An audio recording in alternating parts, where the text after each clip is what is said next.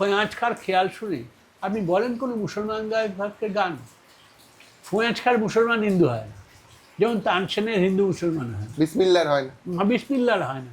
এই যে বিসমিল্লা, যাকে ভারতরত্ন, যাকে তুলে আমেরিকায় নিয়ে যাওয়ার কথা হয়েছিল, কাশিতে গেলেই আমাদের মনে হয় উনি যেতে চাননি, উনি যেতে চাননি। ওনার যুক্তিটা খুব সিম্পল, শুনলে হাসবেন। আপনার ঠাকুরদাদার ওই যুক্তি হতে পারে যে হ্যাঁ যেতে পারো, চিকিৎসাও সারতে পারে, হতে পারে, সেরেও যেতে পারি, কিন্তু আমেরিকায় ওই গঙ্গা মাকে কোথায় পাবো? এই যে চোখ খুলে উনি গঙ্গাকে দেখছেন, ওর বাঁশি, ওর সানাই বেজে উঠছে, এই জায়গা ভারতের প্রাণের সঙ্গে এমনভাবে জড়িত যে এখন সত্যিতে এই প্রশ্নের উত্তর আমরা দিতে পারি না যে নিউ ইয়র্কে বা ওয়াশিংটনে গঙ্গাকে বিসমিল্লাহ খান কি করে পারে, কিংবা ওই লোকটা যাকে নিয়ে কোমল গান্ধারের শুরু, তিনি পদ্মাকে কোথায় পাবেন। ফলে এটা খুব বড় প্রশ্ন। আসলে আমাদের সমস্যা হচ্ছে আমরা কিছু বুদ্ধিজীবী, নবীন বিশ্ববিদ্যালয়ের বুদ্ধিজীবী, যারা গাজার নিয়ে কিছুই বলেন না, মার্কিন যুক্তরাষ্ট্রে অধ্যাপনা করেন, বলেন নাই কারণে তারপরে উঠতে যদি বহিষ্কৃত হতে হয়, আপনি দেখবেন খবরের কাগজে তারা কিন্তু সযত্নে গাজা বা প্যালেস্টাইনের রেফারেন্স এড়িয়ে যান। কিন্তু এখানের রেফারেন্স যথেষ্ট বলেন, খুবই ভালো, কিন্তু বলেন একেবারেই আমার মতন দৃষ্টিভঙ্গি থেকে, যাদের কিছু আছে, যারা বেশিখানে গুছিয়ে নিয়েছে, আর্থিক জমিতে নেই, জমির দলিলপত্র পেয়ে গেছে, তাদের বাবারা যে লুঙ্গি পরে বাঁশের খুঁটিতে কুপি জ্বালিয়ে মুদি দোকান চালাতো তারা ভুলে গেছে, এখন তারা দোতলার ছাদে সিঙ্গেল মল্ট খায়, তারা যেসব টি শার্ট পরে দেখে আমাদের চোখ টেরা হয়ে যায়।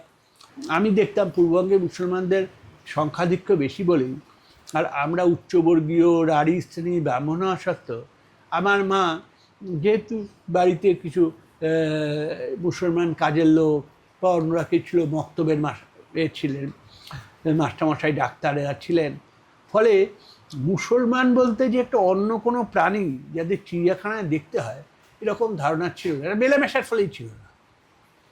যখন মেলামেশা হবে তখন দেখা যাবে যে এতটা সন্দেহ এবং অবিশ্বাস থাকে না, ওরাই করে আর আমরাই করি, এই ধারণাটা আমি দেখেছি পশ্চিমবঙ্গে যত বেশি।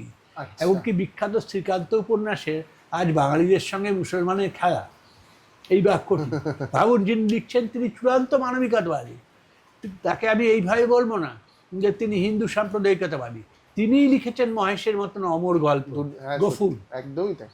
ফলে ইতিহাসের দিক দিয়ে বিশ্বাসঘাতকতা আর হবে যদি শরৎচন্দ্র চট্টোপাধ্যায়ের নিন্দা করা হয়, কিন্তু এটা শরৎচন্দ্র অসচেতনভাবেই লিখেছিলেন। তার কারণে হাওড়া, হুগলি, এখানে না মুসলমান হিন্দু ইন্টারাকশনটা খুব বেশি না, মেলামেশাটা খুব বেশি কম। এবং এখনও দেখুন কলকাতায় আপনি যদি হিন্দু মুসলমান ভাবেন, আমাদের মেলামেশা করার এলাকাগুলো খুব কম।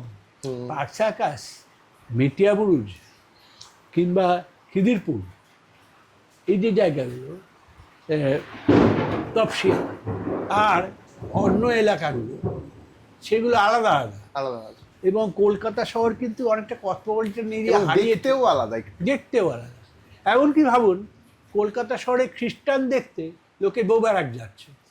এখন এই যে জিনিসগুলো হয়েছে, আমাদের মধ্যে যারা ধরুন উদারনৈতিক ছিলেন, যেমন আমার মনে পড়ে, এর মতন মানুষ তো হবে না বাঙালিদের মধ্যে, ইমামের ছেলে, কিন্তু তিনি চিরকালের জন্য কোরআন এবং গীতাকে বিসর্জন দিয়ে দিয়েছিলেন, যার ফলে তাকে কেউ পছন্দও করে না, মুখে বলে। এই যে কাজী নজরুল ইসলাম, এই যে তার কারণ তিনি মূলে বুঝেছিলেন যে জনগণে যারা যোগ সমশস্যে তারে মহাজন কয়, সন্তান সমপালে যারা জমি তারা জমিদার নয়, এই যে জায়গাটা উনি বুঝেছিলেন।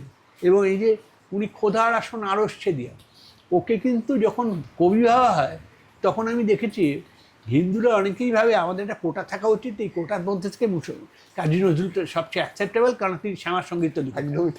ওরা বোঝে না যে কাজী নজরুল মোল্লা এবং পুরুষদের বিরুদ্ধে খড়গহস্ত, তিনি ঈশ্বর বা আল্লাহকে গুরুত্ব দেয়, কিন্তু ঈশ্বর এবং আল্লাহর এজেন্ট হিসেবে যে এজেন্সি চালাচ্ছে তাদের মৌলভী যত এই লেখার ক্ষমতা এখন কোনো লোকের নেই, তারা আজকে পরিহার করেন। কিন্তু নজরুল ইসলাম আমলা অন্তর্ঘাতকের মতন কাজ করেছেন। সেই নজরুল ইসলামকে ধরুন, বাঙালি সংস্কৃতিতে আমরা তো থানি দিতে পারি, কেন তখন তাকে না হয়? যখন কোথাও কোনো রাইট ফায়াট হয়, কোনো উত্তীর্ণ হয়, তখন ওটা কান্ডারি বলে ডুবিছে মানুষ, সন্তান মোর মা। তার আগের দিন অবধি কেউ কারোর সন্তান ছিল না, তারপরেও কেউ কারোর সন্তান হবে না, হঠাৎ সেই দিন রাত্রে রেডিও কাঁপিয়ে এবং টেলিভিশন কাঁপিয়ে এইসব বলা। এখন এর জন্য আমরাই দায়ী। আমি যে আপনাকে বলছিলাম যে বাঙালিরা যে এত সংস্কৃতির গর্ব করে, সেখানে এমনকি অতীনবাবুও লিখেছেন যে ছিল তো যে বাড়িতে একজন মুসলমান প্রতিবেশী এলে অনেক ক্ষেত্রেই তাকে আলাদা থালায় খেতে দেওয়া হতো। হ্যাঁ, এখনো দেওয়া হয়, এখনও দেওয়া হয়। এবং এখনও ধরুন আমাদের যা সংস্কৃতি, তাতে আপনি পর্তুগাল থেকে কোনো মেম সাহেবকে বিয়ে করে আনলে এইসব পাড়ায় এত কথা হবে না, যদি আপনি ধরুন উর্দুভাষী কোনো মুসলমানকে বিয়ে করেন সেই দেশের, কিন্তু তার নিয়ে অনেক কথা, অনেক সমস্যা। অনেক উল্টো দিকেও তাই। আমি উল্টো এই কথা দিকেও? বলছি না হিন্দুরা, এই যে মুসলমানরা, হ্যাঁ, আমাদের তাদের। যারা বন্ধু আছেন, যেমন ধরুন তানভীর মোকাম্মেল, যেমন ধরুন তারেক মাসুদ, এই মাটির ময়না ইত্যাদিরা, তারাও বলে এখন এটা আমার দেশের রাজনৈতিক আন্দোলনের একটা দুর্ভাগ্য যে এটাকে এমনকি প্রগতিশীলরাও মেনে নিতে শুরু করেছে, যে কোথাও হিন্দু মুসলমানের ভেদের থেকে আছে। এটার থেকে মুক্ত ছিলেন রবীন্দ্রনাথ। তিনি কিছুদিন বাদেই বঙ্গভঙ্গের বুঝতে পারেন হ্যাঁ, যে বঙ্গভঙ্গের আন্দোলনটার অভিঘাত আসলে কোথায় খারাপ হয়েছে, যার জন্য তিনি প্রথম 1908 সালে গোড়া লেখেন, তারপরে 1916 সালে ঘরে বাইরে লেখেন, এবং যেই জন্য তিনি বলতে পারেন এবার মোরে বিদায় দেহ ভাই, কাজের পথে আর তো আমি নাই, তোমরা সবাই যাও না দলে দলে, জয়মাল্য লওনা তুলে গলে, অলক্ষিত বনচ্ছায়া তলে আমি এখন পিছিয়ে যেতে চাই। এই যে পিছিয়ে যাওয়ার চেষ্টা, যার জন্য তাকে অনেক বিস্তার তিরস্কার, ঠিক। এবং সত্যি কথা বলতে কি অনেকে দালালও বলেছে। এখন বোঝা যায় যে তিনি এই সস্তার হাততালিটাকে পরিহার করেছিলেন, এবং তিনি দেশের মূল সমস্যাগুলো বুঝেছিলেন, আমাদের জন্মের অনিশ্চয়তা, আমাদের ইতিহাসের অনিশ্চয়তা। এই আমার স্ত্রী বলছি, ফতেপুর সিক্রিতে যে সেলিম চিশতির কবর, সেখানে ভারতবাসী গিয়ে একটা কাপড় রাখে অনেকেই, যারা ধর্মে বিশ্বাস করে। কেন রাখে? বাবর হুমায়ুনের কল্যাণ কামনায় দেখেছেন তারপর থেকে। তা আমি সবিষয়ে দেখলাম, আমার ধর্ম বিষয়ে কোনো সেই রকম অনুভূতি নেই, অন্তত এই প্রথাগুলো সম্পর্কে। কিন্তু আমি দেখলাম যে আমার স্ত্রী ফতেপুর সিক্রিতে গিয়ে সেলিম চিশতির দরগায় কাপড় রাখলেন এবং আকুল নয়নে কাঁদলেন। আমি বুঝতে পারছি তিনি তার সন্তানের জন্য প্রার্থনা করছেন। তো আমাদের সংস্কৃতি এই, আমরা যেমন দিল্লিতে নিজামুদ্দিন আউলিয়ার গলিতে ঢুকি, তার আগেই মির্জা গালিবের সমাধি। এই যে আমাদের সভ্যতা, ধরুন এই যে রামপ্রসাদ সেন বলছেন যে আমায় দেমা তেবিলদারি, আমি নিমখারাম নই মা শঙ্করী। এখানে সংস্কৃতি অন্য ভাষাই বেশি। তিনি ট্রেজারিতে কাজ করতেন কৃষ্ণচন্দ্র রায়, তার কাছে খাজাঞ্চিখানার ভাষাগুলোই বেশি এসছে, এবং তিনি অকাতরে সেই অর্থে উদ্ধৃতিচিহ্নের ভেতরে মুসলমানি ভাষা, ম্লেচ্ছ ভাষার প্রবেশ ঘটিয়েছেন তার ভাষায়। কেন মাকে ডাকার জন্য, চিরন্তনকে ডাকার জন্য সংস্কৃতে ডাকতে হবে, আরবিতে ডাকতে হবে, তার তো কোনো মানে নেই।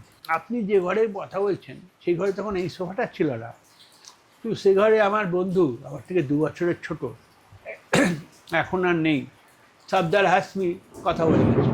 আচ্ছা, সফদার আমার গভীর বন্ধু ছিলেন। তো আমরা দুজনেই এই কথা ভেবেছি যে আমরা কেন হিন্দু, কেন মুসলমান, কিন্তু আমরা তার কোনো সঙ্গত উত্তর পাইনি। এই মুহূর্তে অমরনাথ যাত্রা হচ্ছে, তার সমস্ত ছত্রী মুসলমান। ঠিক। যদি তিনি পরমেশ্বর হন, তাকে বাঁচিয়ে রাখার দায়িত্ব নিয়েছে কিছু অজ্ঞ দরিদ্র মুসলমান। আমরা কাকে মুসলমান হিসেবে চিহ্নিত করছি, কাকে হিন্দু হিসেবে চিহ্নিত করছি? যে নারী আশ্রে পড়ছে নিজামুদ্দিন আউলিয়ার সমাধিতে, তাকে আমি হিন্দু বলতে পারি? যে অমরনাথ যাত্রার সময় শেষ আশীর্বাদ দিচ্ছেন মুসলমান পথপ্রদর্শকের কাছে, তাকে আমরা হিন্দু বলবো না? আপনি ইতিহাসটাকে নিজের মতন করে করছেন, আপনি হিন্দুস্তান। আপনি এমনকি বর্ডারে দেখাচ্ছেন যে কোরআন পুড়ছে বলে সেই পোড়া পোড়া যিনি উদ্ধার করে আনছেন হিন্দু। কেন? হিন্দুরা পরমাত্মাকে গুরুত্ব দিতে পারে, সম্মান দিতে পারে, ভালো। কিন্তু আমি কেন ধরবো যে পরমতিরা আমাদের সম্মান দেবে না কেন? নিশ্চয় আমি বিশ্বাস করি না। মানে রবীন্দ্রনাথের যদি গান হয়, যার রেখো না আধারে আমায় দেখতে দাও, এই দেখতে দিলেই হবে। দেখতে দিলেই আপনি দেখবেন হিন্দুরও 6টা মাথা না, মুসলমানেরও 4টে হাত না, ঠিক। কারুর গলা উটের মতন লম্বা নয়, প্রত্যেকেই মানুষ। আপনি একবার ভালোবাসতে চান, ভালোবাসায় উত্তর পাবেন।